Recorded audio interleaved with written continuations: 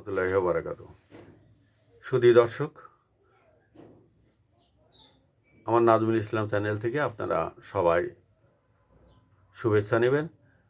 আজ আমি যে বিষয়ে বলবো সেটা হচ্ছে আওয়ামী লীগের বিষয়ে। আওয়ামী লীগের তো কোনো গুণগানের কোনো শেষ নাই। তারা 17টি বছর ধরে যা করেছে সেটা আপনি মানে 2-4-10 পৃষ্ঠায় এটা করতে পারবেন না, লিখতে পারবেন না। লক্ষ লক্ষ পেজ লাগবে। সেই অ্যাপস্টেনের মতন 30 লক্ষ পেজ লাগবে। অ্যাপস্টেন ফাইল নাকি 30 লক্ষ পৃষ্ঠার একটা ফাইল তাদের কর্মকাণ্ড লেখার জন্য। আওয়ামী লীগের 17 বছরের কর্মকাণ্ড এই 30 লক্ষ ফাইলের থেকে ছাড়াই যাবে। আওয়ামী লীগের অনেকগুলো পীর ছিল। আওয়ামী লীগের এই পীরগুলো বাংলাদেশে বিভিন্ন জায়গাতে খানকা, মাজার, হেরেমখানা এগুলো তারা করেছে, এগুলো তারা স্থাপন করেছে। আমি এই জন্য বলছি তাদের খানকা বলতে তাদের অফিস, মাজার, তারা বাসায় অফিস খুলিছে এইটাকে বলছি। আর হেরেমখানা আপনারা বোঝেন, ওটা আমাদের বলা সম্ভব না। এবং এখানে তারা এই দোয়া তদবির এগুলো জপতেন। কারণ এগুলো কীভাবে জপতেন?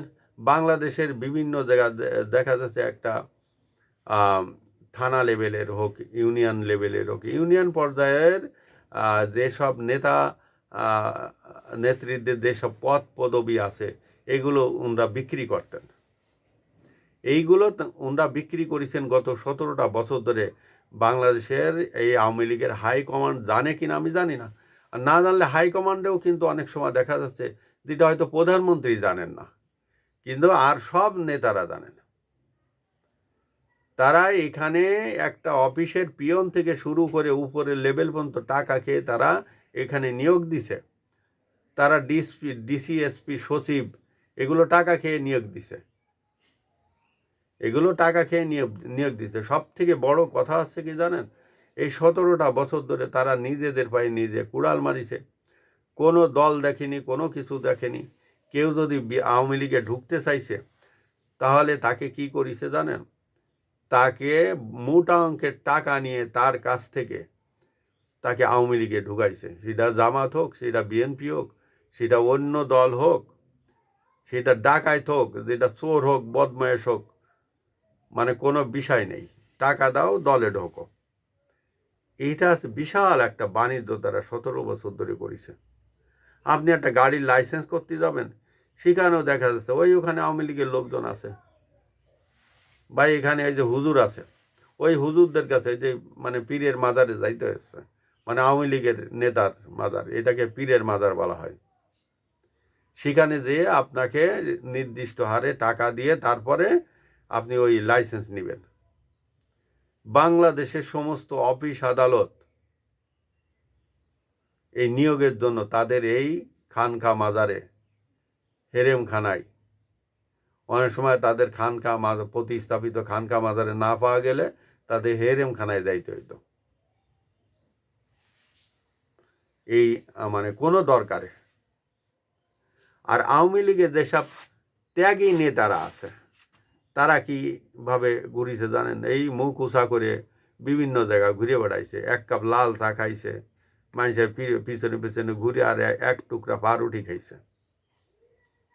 এই নেতাদের পিছনে যা বলিছে তাই। আওয়ামী লীগের নেতারা যা বলিছে তাই করিছে। এরা যমুক জায়গায় কাজটা করে জায়গায় এই যে আসে চা খাবি, ওই চা দিছে আর একটা 5 টাকা দামের একটা বিস্কুট দিছে, বা 5 টাকা দামের একটা রুটি দিছে। ওই আওয়ামী লীগের ওই ত্যাগী নেতাটা এইটা খাইয়ে মনে হয়েছে যে আজকে ঈদের খুশি, তার জীবনে আজকে ঈদের খুশি। ওই যে নেতা চা খাইছে, বিস্কুট খাওয়াইছে, বুঝলেন? এইভাবে তারা এই দলটাকে, কিছু নেতারা, এই হাইব্রিড নেতারা দলটাকে শেষ করে দিছে। তারা অন্য দলের কর্মীদের ঢুকায়, তারা দেখেনি যে ভালো কি মন্দ, কোনো কিছুই তারা দেখেনি। তারা টাকা হলে আমি এমনও শুনেছি ঢাকার যে এই যে 12 আসনটা 13 আসনটা এখানে একজন এমপির নাম আমি বললাম না, তিনি রাতের বেলা নাকি বস্তায় করে টাকা নিতেন। তিনি বস্তায় করে টাকা নিতেন, প্রতি রাইতে বস্তায় করে টাকা নিয়ে মতিঝিলে একটা 900 একটা ব্যাংক আছে, রাত্রিকালীন অবস্থায় খোলা থাকে, মনে হয় রাত 10টা পর্যন্ত খোলা থাকে, সেই ব্যাংকের শাখায় নিয়ে তিনি জমা দিতেন। 900কালীন ব্যাংক, একটা শাখা খোলা থাকে সব সময়। এই অবস্থা, এইভাবে তারা টাকা ইনকাম করেছে। তারা ইউনিয়ন পরিষদের যে চেয়ারম্যান আছে, এই চেয়ারম্যানের পদটা 1 কোটি টাকায় বিক্রি করেছে। তা আপনি ইউনিয়ন পরিষদের চেয়ারম্যানের পদ যখন 1 কোটি টাকায় বিক্রি করলেন, তখন এই চেয়ারম্যান ক্ষমতায় গিয়ে কয় কোটি টাকা ইনকাম করবে? ওই ইউনিয়নে বরাদ্দ হয় কয় টাকা? এই ইউনিয়নে কাজ করবে সে তো কাজ করবে না। 17টা বছর এইভাবে আওয়ামী লীগের নেতা, যে প্রকৃত যে নেতা নেত্রীরা আছে, তাদেরকে দূরে দূরে রাখিছে। আমি একটা সাংস্কৃতিক জগতের কথা বলি আপনাদের, একটা সংস্কৃতি জগতের কথা বলি। সেই জগৎটা হচ্ছে, আমি দেখেছি খুব নিবেদিত প্রাণ একজন শিল্পী, লিসা কালাম। এই লিসা কালাম, যেসব হাইব্রিড শিল্পীরা আছে, এদের অত্যাচারে লিসা কালাম অনেক সময় সাইড লাইনে থাকিছে, অনেক সময় অনেক অনুষ্ঠানে যোগদান করতে পারেনি। এই লিসা কালামদের মতন নিবেদিত প্রাণ এইসব শিল্পীরা, তারা কিন্তু এই আওয়ামী সংস্কৃতি জগতে ঢুকতে পারেনি। যারা আওয়ামী লীগের জন্য দান পরাণ দেয়, খাটে, করে, যারা কাজ করেছে, যারা মনের থেকে আওয়ামী ধারণ করে এবং বঙ্গবন্ধুরকে ধারণ করে, আজ তারা দীর্ঘ 17টা বছর ধরে আওয়ামী লীগে নির্যাতিত, নিষ্পেষিত ছিল। লিসা কালামের বাবা একজন বিখ্যাত মুক্তিযোদ্ধা। আজকে প্রধানমন্ত্রীও হয়তো দেশ চালাতে গিয়ে, সাবেক প্রধানমন্ত্রী হয়তো দেশ চালাতে গিয়ে এটা মানে খেয়াল করেনি, এটা দেখেনি। কারণ এত বড় একটা পোস্টে থেকে নিচের দিকে অনেক কিছু দেখা যায় না।